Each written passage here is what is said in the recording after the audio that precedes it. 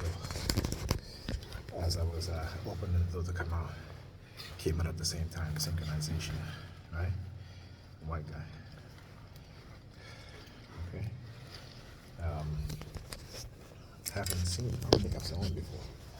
So he must be new.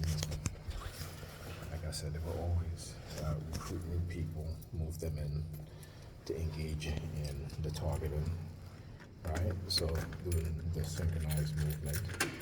So just as I was getting dressed to go out in your accredited apartment, it began having me under remote neural monitoring, right? Meaning that when I walked into the foyer, I looked down at my book bag, and immediately as I looked down at my book bag, they started using the sirens, right?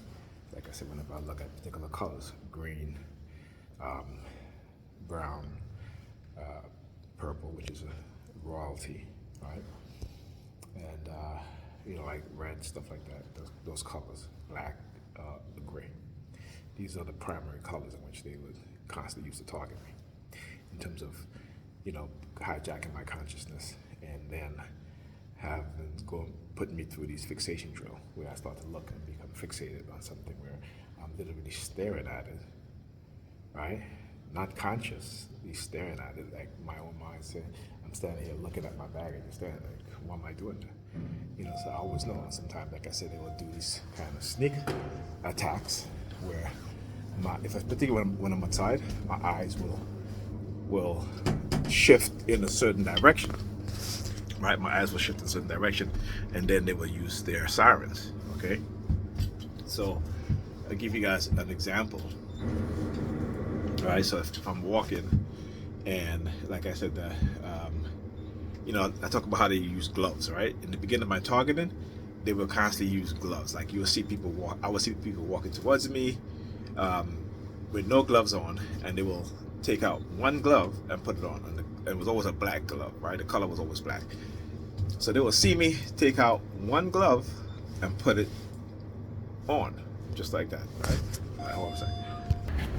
All right, so, so they would leave stuff, like I said, on the floor, on the ground, outside, or in the home, right? And usually it's because they're hijacking the consciousness of family members, to do stuff like that. So stuff like this, right? For example, right? The barcodes, they will constantly, and how did I notice that? Again, how did I notice that? I wasn't looking. It's because my eyes again just shifted to that.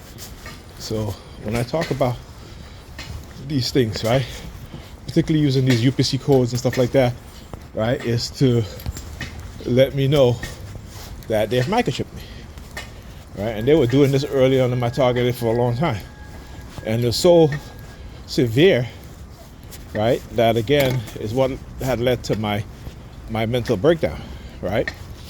And before, when I went through a severe depression, when they were using my oldest son's mother to engage in emotional manipulation involving my son, who at the time was about one. He was just before he turned 1 year old. All right, so I talked about how she sent him out of the country for a whole month without telling me, right? And then when I was going to court for child support, because I had brought her, went to court for custody when she did that. And so what they done is that they set me up using her and her using my son for emotional manipulation.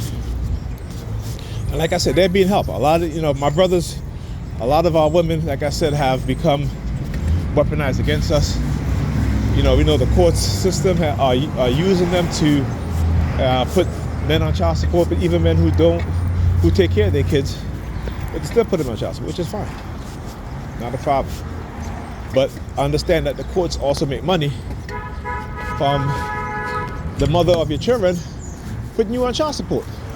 So the court is invested in manipulating women, particularly black women, because you don't see that to the extent with white women, right? And again, not all black women, but I would say most of them who are not married and who have children by others. And the weaponized, yeah, fuck you too. Yeah, fuck you. He stick his middle finger out at me. Yeah, so the weaponization of, you know, these women against the men in their group, including their children, right? But they can't see it. They can't see it, right? So see the Sambo sticking his middle finger. Why? Because again, like I said, you know, the fact that the white guy came out of the apartment next as I was exiting out, the synchronized movement. That's why I had to switch on the camera so I can show you guys, right? This is what they do, right? A bunch of Sambos and Sambinas, right? And they feel like, we gonna punish him. We gonna punish him for exposing us. You're damn right. I'm gonna expose y'all. Talk about punish me? What? You think the retaliation is only on me, right? I'm hoping that the retaliation is against you too, you Sambos and Sambinas. Okay, like I said, you know, we have coons and coonettes, Sambos and Sambinas, right? Again, not all skin folks is a kinfolk. They would side with white supremacists because they're Christians, and then turn around and tell you that, you know, they don't see color and they don't believe in hate. But the white supremacists are a large lady. Look, my eyes shift over to the LLY 350898 license plate. So they've done that before, and I always say large lady. Like no fat woman, thank you. All right? Yes, no fat woman, because guess what? Those fat women don't want no fat man either, right? So there you go. It ain't fat phobic, it ain't fat hate.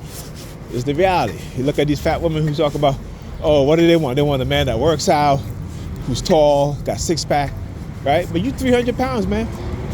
You know, anyway, sidetrack. I'm being sidetracked here.